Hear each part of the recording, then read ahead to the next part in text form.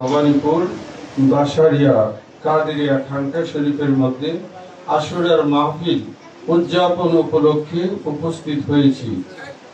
এতক্ষণ পর্যন্ত অনেক উলামায়ে কেরাম আলোচনা করেছি। রাত্র গভীর। আমি খুব সংক্ষেপে দুই একটি কথা আপনাদের মাঝে উপস্থাপন করব।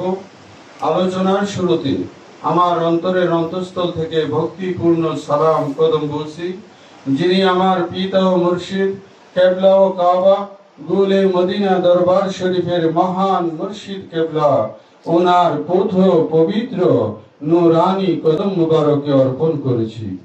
সেই সাথে শ্রদ্ধার সহিত স্মরণ করি দূর দরাজ থেকে আগত নবী প্রেমিক, ওলি প্রেমিক, সোহাদায়ে কারবালার প্রেমিক ভাই ও বোনেরা, সকলের প্রতি রইল আমার অন্তরের অন্তঃস্থল থেকে আন্তরিক মোবারকবাদ।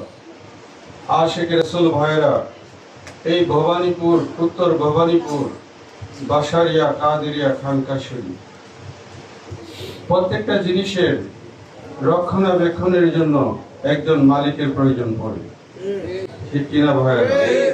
যেটাকে আমাদের তরিকতের পরিভাষায় বলা হয় মুতাওয়াল্লি। যেমন আমাদের মাঝে উপস্থিত আছেন হবিগঞ্জ খানকা শরীফ বাসারিয়া কাদেরিয়া খানকা শরীফের মুতাওয়াল্লি এবং খাদেম আমার ভাই জনাব মোহাম্মদ মুতালিব, আব্দুল মুতালিব। খানকা শরীফের সার্বিক দায়িত্বে যিনি আছেন জনাব মোহাম্মদ সুবজ আলী কাদেরি, তিনিও এখানে উপস্থিত আছেন। ঠিক তেমনি ভাবে বাসারিয়া কাদেরিয়া খানকা শরীফ উত্তর ভবানীপুর এর সার্বিক দায়িত্বে খাদেম বলেন, মুআল্লিম বলেন, সার্বিক পরিচালনায় যিনি আছেন তিনি আমার ভাই জনাব মোহাম্মদ আবুল হোসেন কাদেরি। ওনাকে আমার মালিক মৌলা অত্যন্ত ভালোবাসতেন, আমরাও ওনাকে অন্তর থেকে মহব্বত করি।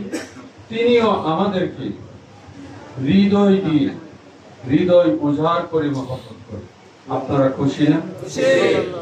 ওনার একান্ত প্রচেষ্টা এই এলাকার আশেকান জাকেরান সকলের সমন্বয়ে আজকে এই নুরানি ইমানি আশুরার মাহফিল এই ভবানীপুর এলাকায় উদযাপন হচ্ছে।